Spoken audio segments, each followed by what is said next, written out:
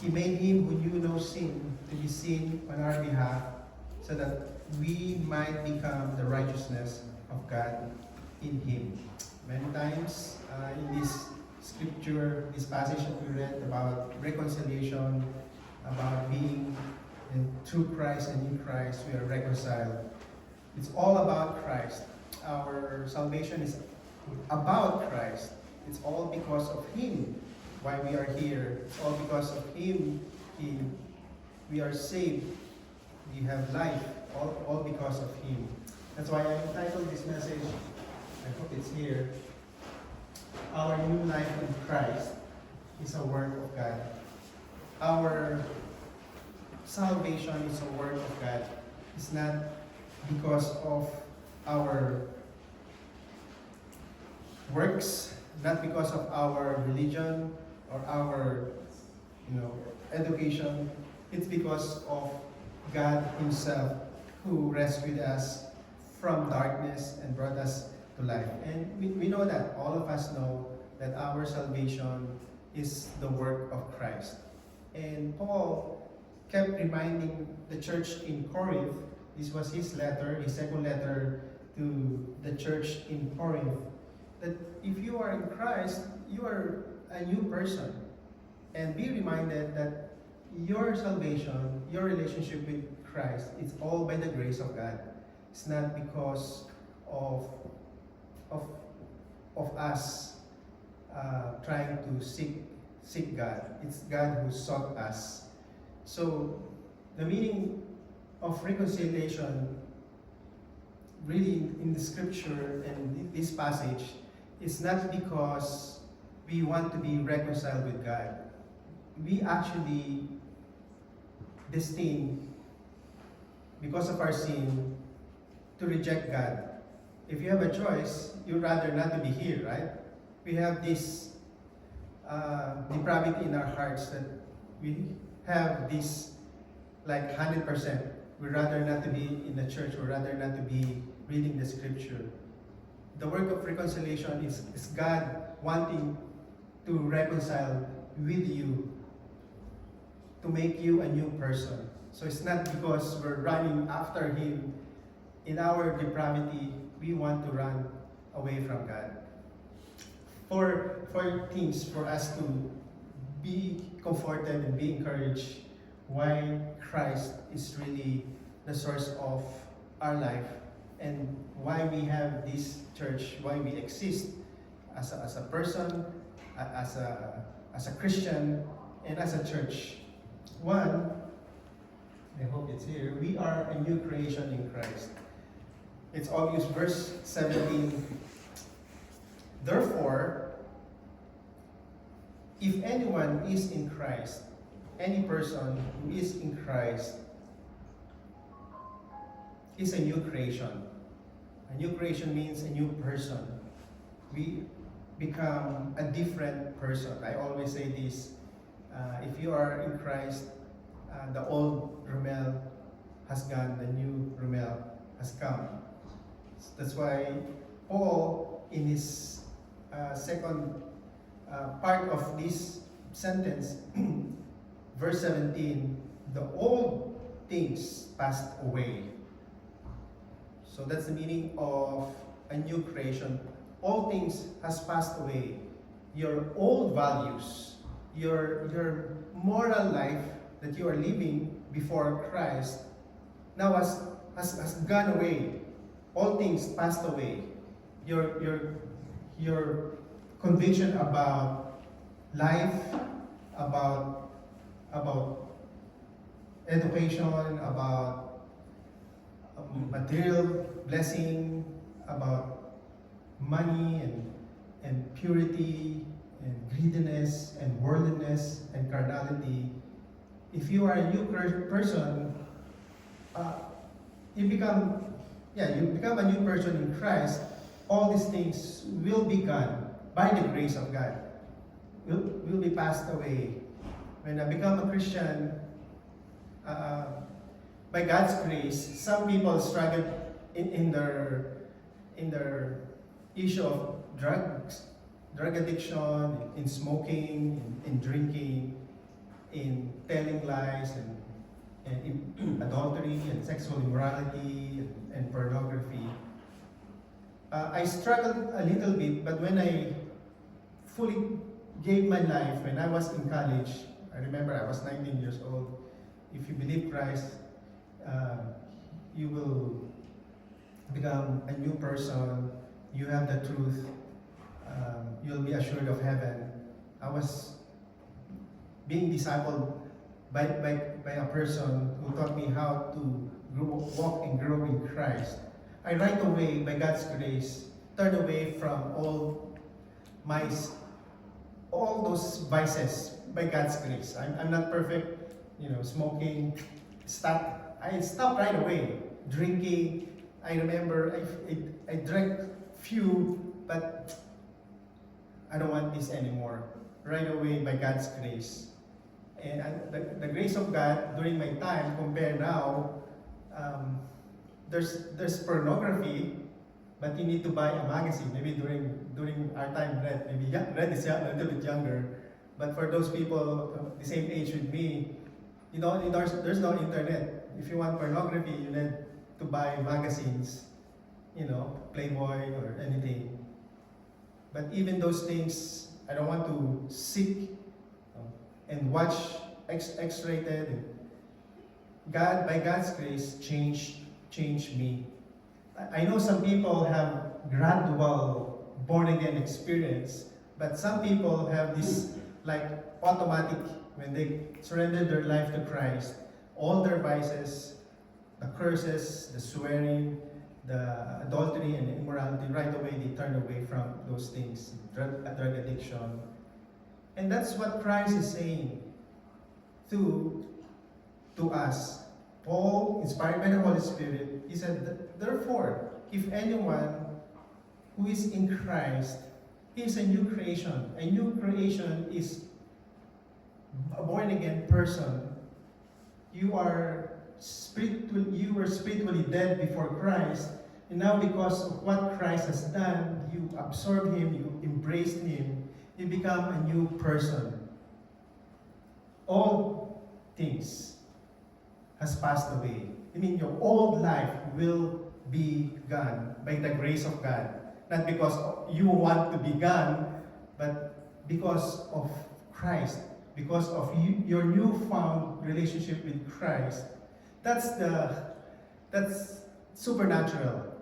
It's not a magic, but the work of the Holy Spirit will do His part to convict us of sin, righteousness, and judgment. And it's like we don't have any choice because of the work of the Holy Spirit, who made you alive spiritually. A true born-again Christian, he will say, Lord, I'll surrender my life, I'll follow you no matter what. So, he's a new creation, a born-again, a new person. The old things passed away. Behold, new things have come. And the word have come, meaning it's present tense and it's active. Something happened in your life and you continually wanting to follow Christ. Have come.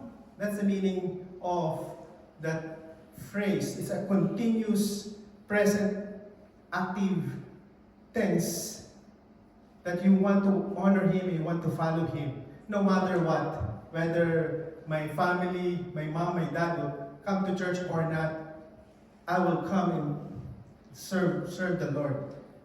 Have come. So it's like having, I'll continue to follow Christ because salvation has come into my life and I want Him into my life and I want Him to be my Lord and Savior, and so I will follow Him. So not because you want to do it, of course we're responsible, but at the same time it's a passive. Because of what Christ has done, I want to follow Him. I want to honor Him. And that's a testimony of many of us here. That's why we are here. We become a new person, and the old things has gone, the new things has come, or have come.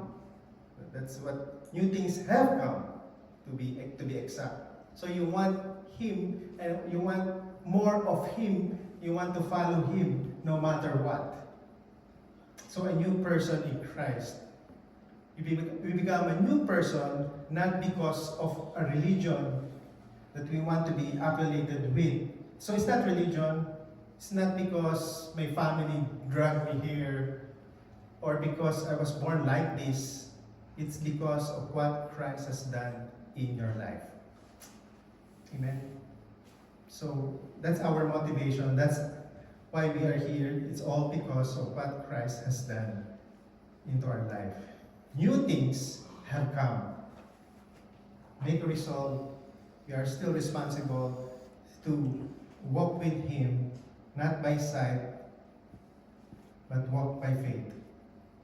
Second thing, as a result of our newfound faith, we are the proclaimers of reconciliation. Verse 18. Now, all these things are from God. So, our born-again experience, our new creation experience, our newfound faith in Christ, and this desire to follow Him and walk with Him and live by faith, and we want to be more like Christ. I want to be a Christian. I want to serve you. I want to turn away from this sin. I want to really repent and follow you. I want to be baptized. That's part of our newfound faith in Christ. Paul said, all these things, the changes, the Holy Spirit in you, this born-again experience, this new life we have in Christ, are from God. So, it's clear. Paul was saying it's really from God, not because of us. Who, God's work, reconciled us to Himself through Christ. So, we were reconciled, made right. We become partners with God, all because of the work of Christ. That's the grace of God. Without Christ, we cannot really partner with Him. We can just say, oh, I believe God, oh, I believe Christ. But without having a true, deep understanding of who Christ is, and allowing Christ to be Lord and Savior of your life, and saying to God, Lord, I want to honor you today and give my life to you. God will change you by faith and reconcile us to Him because of your trust and faith in Christ. Now all these things are from God, who reconciled us to Himself through Christ and gave us the ministry of reconciliation. So the word ministry of reconciliation, basically the gospel. Who gave the gospel to you? Why are you here? God brought the gospel here, Christ Himself. God sent His Son and gave you this one cross. This is the ministry of reconciliation. We were enemies of God, to be honest. We're all sinners, right? We cannot really be with God and know God, who is a holy God, because we are all unholy, sinful, broken, depraved people. We cannot really know God and connect with God. But through Christ, because of Him who sent Christ, suffered and died for you, now we are reconciled with Him because you put your faith in Him. So this is Christ, the gospel. The salvation we have is the ministry of reconciliation. So as followers of Christ, we are called to be ministers of the gospel. We are called to be proclaimers of the gospel. We don't need to be preachers. If we can stand up and preach in the streets or in the church, that's fine. That's God's grace and it's a gift from God. But we have this ministry of reconciliation. We are now reconciled with God through Christ. And in Christ, because of our relationship with Christ, now we need to show to the world that we received this ministry of reconciliation. We received this born again experience in Christ. You will have the Holy Spirit in you, and you have this life that no one can have. So be God's proclaimers of reconciliation by your life. Show your goodness to others.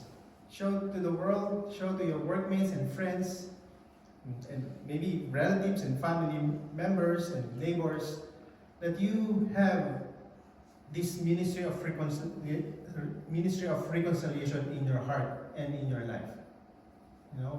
The way you smile, the way you look people at the eye, the way you speak, the way you move, the way you act. Like, oh, what happened to you, Romel? What happened to you, John James? Yeah, I have Christ. I was like this before, but because of what Christ has done, I changed a lot. God changed me, and He kept changing me. He kept changing me by the grace of God. So that's the story that you have because of the ministry of reconciliation that you have in Christ. Be proclaimers. We are proclaimers of the ministry of reconciliation. Third, we are reconciled through Him. That's the word of reconciliation. Verse 19, namely, that God was in Christ, reconciling the world. You can underline that God was in Christ. That's clear. That's theologically clear for us. Paul presented this, that God was with Christ, and we know that God sent His Son, who is Christ, the Savior, reconciling the world. Reconciling the world. It doesn't mean that anyone who believes, 6 billion people believe Christ, right? It doesn't mean that they are born again Christians. Or it doesn't mean that we are all Christians because 6 billion people or 8 billion people in the world believe Christ. Many billions of people believe Christ. Jehovah's Witnesses, Iglesia ni Cristo, all the cults, Hindu people, all religions of the world believe Christ. Buddhist leaders believe Christ. Muslims believe Christ. It doesn't mean they believe Christ, they are already reconciled. The meaning of who Christ reconciling the world, meaning those people, whether you are a Hindu, an atheist, a secularist, a communist, a socialist, a liberalist, a Muslim or Hindu, whether you are a person who grew up in a Christian home, we're part of the world. But anyone, any person from that religion or sect or that cult or that area of liberal world, secular world, if they will put their trust in Christ, they will become a new person. So the forgiveness of Christ, this atonement, we call it atonement of Christ, will only take effect when a Hindu, a Muslim, and a secular atheist people, or a person who grew up in a Christian home who don't really believe fully Christ in his heart or in her heart, if they will trust Him, forgiveness of sin, of their sins, reconciliation and atonement of Christ on the cross will only take effect. Meaning, you'll become a true follower of Christ. He becomes, or she becomes a new Christian because she gave his life to Christ. He received this wondrous cross, he received this forgiveness of his sins because he gave his life to Christ. So the world, in general, all the people of the world, and the goal of Christ is to save these people of the world. Not only the few, that's the goal. But however, a person will receive forgiveness of his sins, will receive new life in Christ if he or she will give his life to Christ. That's why all through Christ and in Christ, our salvation is through Christ. Not only believing this historical Jesus. Billions of people believe that Jesus was born in Bethlehem. They believe him. But to believe him as Lord and Savior and Messiah and Christ, no way. But Paul was saying those who believe Christ, who came from God, the Messiah, will receive forgiveness of his sins. And reconciliation will take effect. Total forgiveness of his sins will take effect. That's the grace of God.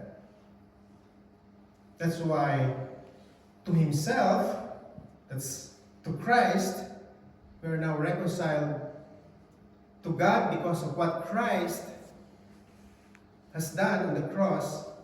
So not counting their transgressions against them. So we're all forgiven. You receive forgiveness of your sins, your transgressions, our sins. And then he has committed to us the word of reconciliation. Again, third time, Christ, who is the word, he's the ministry of reconciliation. It's many times, several times, minister of reconciliation, word of reconciliation, who reconciled us to him. We become a new person because of what Christ has done in us. We become reconciled with Christ. The world is reconciled with Christ. Only those who put their faith and trust in him. That's the grace of God. And last, we are ambassadors for Christ. Proclaimers of the ministry of reconciliation, and the world was reconciled through him, and we receive forgiveness of our sins. Verse 20, so then we are ambassadors for Christ. And you know what does it mean to be an ambassador? What a privilege for me to have an uncle. He died early, but he became an ambassador to Libya, a very bright relative of ours. And being in a stronghold of Libyan government, he persevered to be an ambassador. Now, he was not perfect, but I've seen him serving two countries, Philippines and Libya, and really appreciate his work as a government leader during that time. But we are more than political ambassadors, economic ambassadors, but we are ambassadors of heaven. We are God's chosen people, and we are called to be reconcilers in a sense, ambassadors for Christ. So if I'm a Christian, I have a relationship with Christ, and I receive forgiveness of my sins. So it's automatic. By the grace of God, we are all ambassadors for Christ and for heaven. So we help people be reconciled to God. We help these people who don't know Christ, especially here in Australia. You know, you can see, you can witness and hear and interact with people who don't really believe Christ, who rejected Christ. So our role is to be ambassadors, to usher them to know Christ. You know, I have Christ. Christ is the only solution for your problem. Christ is the only solution for your salvation. There's no other way.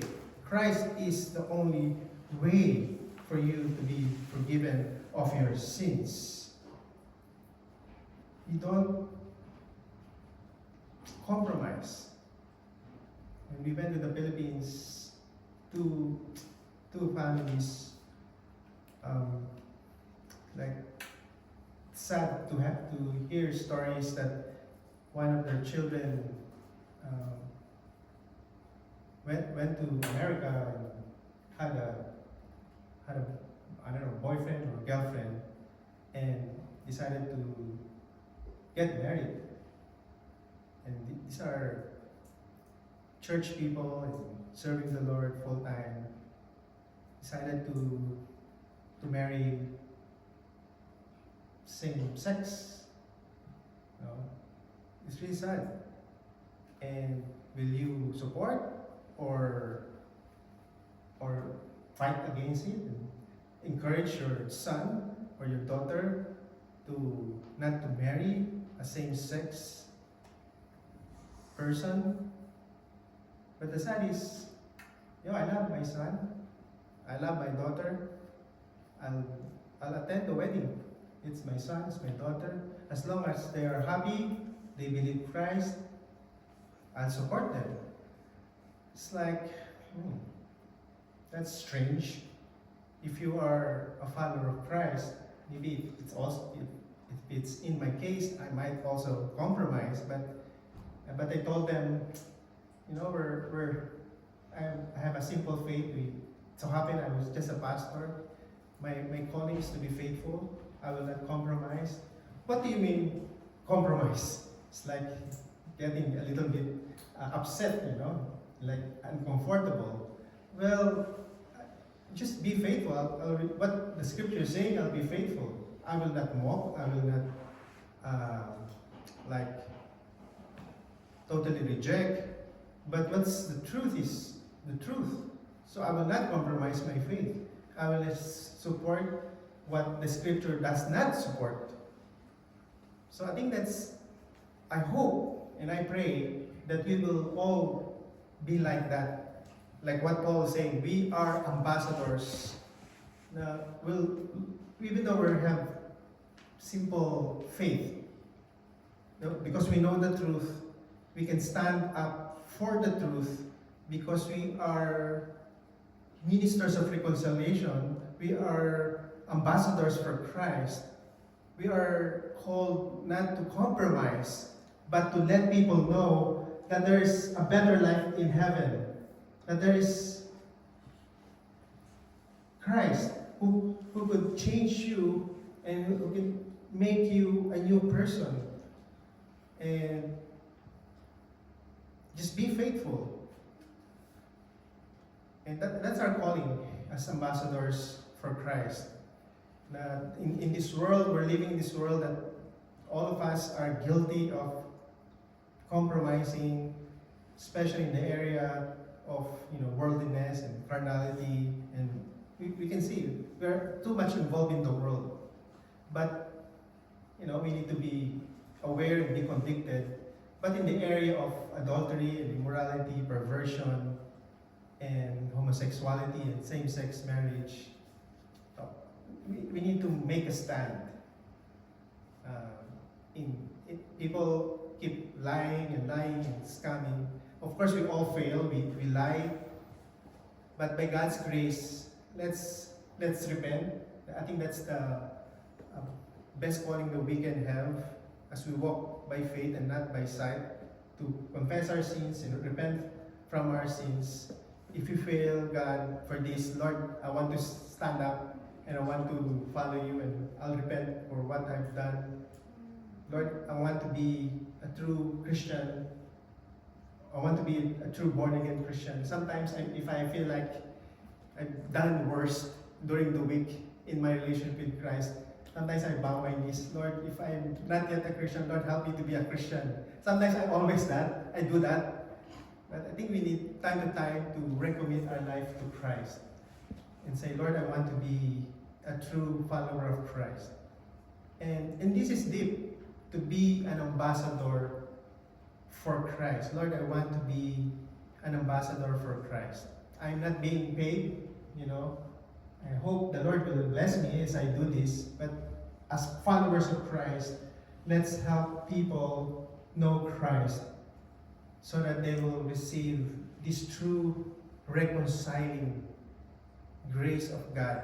Because the people that you know, the friends that you know, our families who don't know Christ, they cannot really know God in a deeper sense without putting their faith and trust in Christ. Christ is the only solution. That's why, even though it's easy to say He's the way, the truth, and the life, but that's deep and that's true. There's no other way. There's no other truth. Many in this world believe in many truths. Jesus Christ is just one of the truths, but Jesus is the absolute truth. There's no other way, there's no other truth for us to go to heaven, to know God, only Christ. He is the life. For us to go to Christ and have life is through Christ. So that's our role. Even though we're just ordinary, simple people, a small church, let's claim this, let's trust that we are saved, we are a new person. He reconciled us to Him, not because of our good works, but because of the reconciling work of Christ. We reject Christ, we always reject Christ, people will reject Christ, but when He came, His goal is to reconcile us to Himself. So that's the grace of God. So let's be faithful, let's point people to Christ, because that's the role of God, to reconcile each one of us and the world to Himself. Amen? Let's bow our heads and let's pray. Father, we thank You that we have this privilege and this opportunity to know your will in terms of how to be a new person in Christ. And a new person in Christ is a new person in Christ because of what Christ has done on the cross, His wondrous cross. And we are called to be ambassadors of Christ, ministers, proclaimers of reconciliation. And we receive forgiveness of our sins.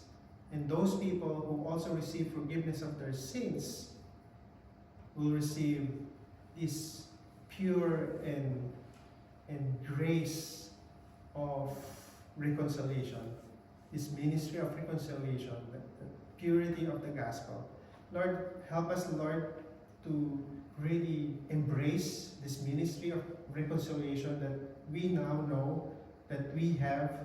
I pray, Lord, that in the midst of this hardship and temptation, difficulties in living our Christian life, Lord, I pray, Lord, that You will really teach us to live by faith and not by sight, and help people as You commanded us to be true ambassadors for Christ. Thank You so much, Lord. All glory and honor belongs to You. In Jesus' name, amen. Let's sing one song, and I'll have a short orientation for the water baptism. So I encourage you to stay. And then I encourage you to all go to the swimming pool. Those people who will be water baptizing, Liano and Tess and Liam and Limuel, we can change our clothes after this short orientation, and then we'll go there. It's around 30 minutes of water baptisms. It's good for all of us to witness, and we'll sing also one song in the pool. We're the only people there, so it's a joy. But what I mean? It's a privilege. But if there are people swimming, it's also okay. But we reserve the pool from 11:30 to 12:30. Right?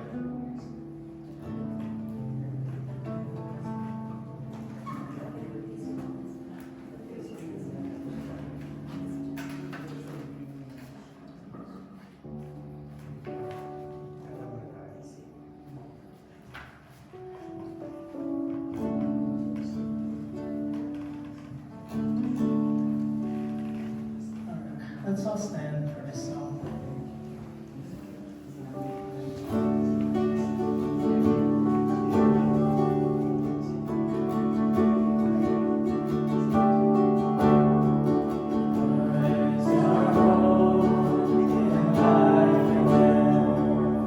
Christ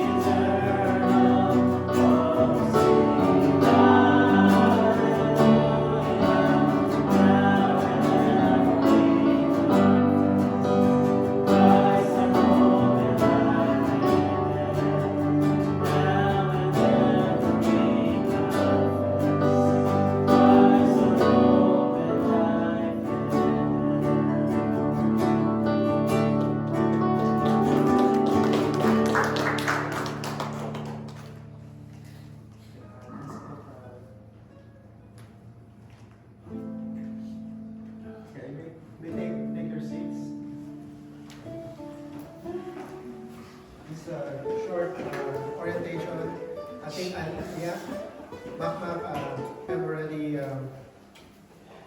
gone through this, but just this is a quick crash course. Maybe for some of you might be encouraged to join us. So what happens when we are baptized? First, I think I have more things to share. You believe in Christ's death and burial and resurrection. So we're having water baptism for some people here, family of Tess. So that's it. We're baptized because of what Christ has done. You believe in Christ's death, burial, and resurrection. Therefore, we have been buried with Him through baptism into His death, in order that as Christ was raised from the dead through the glory of the Father, so we too might walk in the newness of life. So in that kind of idea, we're raised with Christ from His death, burial, and then resurrection. We found our new life in Christ. That's Romans 6 verse 4. Second, remission of sin. Acts 2 verse 38. And Peter said to them, repent and let each of you be baptized in the name of Jesus Christ for the forgiveness of your sins, and you shall receive the gift of the Holy Spirit. So it's a symbol of we're become new person, we have new life in Christ, and we receive forgiveness of our sins. So the basis of our forgiveness of our sins, not because we were water baptized. I ran to the pool and asked Pastor Romel to water baptize me. The basis of the forgiveness of our sins is the work of Christ on the cross. So it's a public declaration because God has forgiven my sins.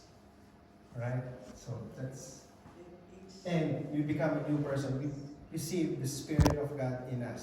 We can serve Him, we can follow Him, we can, by God's grace, repent from our sins and live for Christ. Third, new life in Christ. This is our message today. 2 Corinthians chapter 5, verse 17. Therefore, if any man is in Christ, he is a new creature or new creation. The old things passed away, and behold, new things have come. We will want more of Christ as a result of our baptism in Christ. Number 4, it is the outward and visible sign that you believe. So it's like, I want to tell the whole church that I am a follower of Christ. I want to be a Christian. And this is what Philip said. If you believe with all your heart, you may. And he answered and said, I believe that Jesus is the Son of God. And he ordered the chariot to stop. They both went down into the water. Philip as well as the eunuch, and he baptized him. So it's like, sige nga, Philip, let's pause, let's stop, and let's have this water baptism. So they did. Proves that you are a part of God's family, a member of God's church.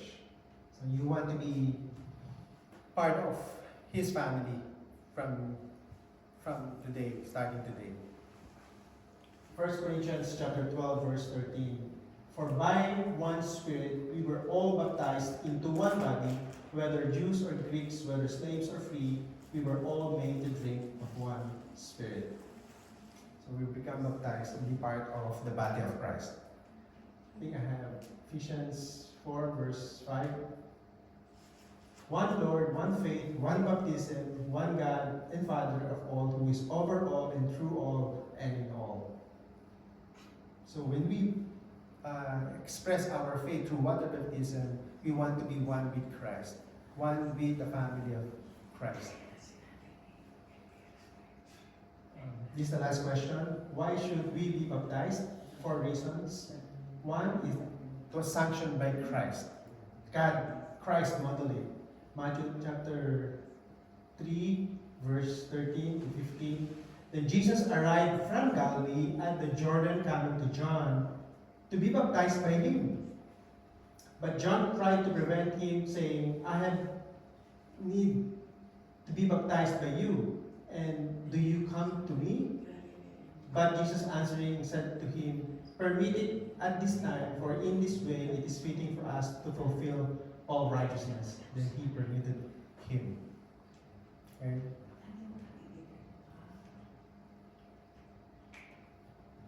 Second, Christ commanded us.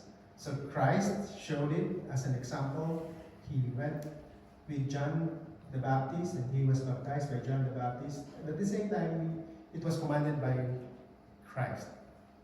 Matthew 28, verse 19 to 20. Go therefore and make disciples of all the nations, baptizing them in the name of the Father and the Son and the Holy Spirit, teaching them to observe all that I commanded you. And lo, I am with you always, even to the end of the age. Even Jesus Christ baptized them in the name of the Father, of the Son, and of the Holy Spirit. Third, to show your faith in the Son of God. Acts chapter 8, verse 34. Philip said, If you believe with all your heart, you may. And he answered and said, I believe that Jesus Christ is the Son of God. Acts 18, verse 8. And Crispus, the leader of the synagogue, believed in the Lord with all his household, the whole family. And many of the Corinthians, when they heard, were believing and being baptized. Even the followers in the city of Corinth believed Christ and were baptized. You publicly declare you now belong to Christ. Matthew 10, 32 and 33. Everyone therefore who shall confess me before men, I will also confess him before my Father who is in heaven. But whoever shall deny me before men, I will also deny him before my Father who is in heaven. So by principle, we publicly confess and declare that I have Christ and I belong to Christ, and I don't want to be rejected and be denied by Christ when I go to heaven. I want to say to Christ and to God the Father and to the church and publicly say, I belong to Christ. Amen. So this is a short orientation for today. So are you all ready? So let's all stand up, and this is a short 30-minute time water baptism. Let's go as a church and let's go to the pool there. And I asked Brother Royal to help me.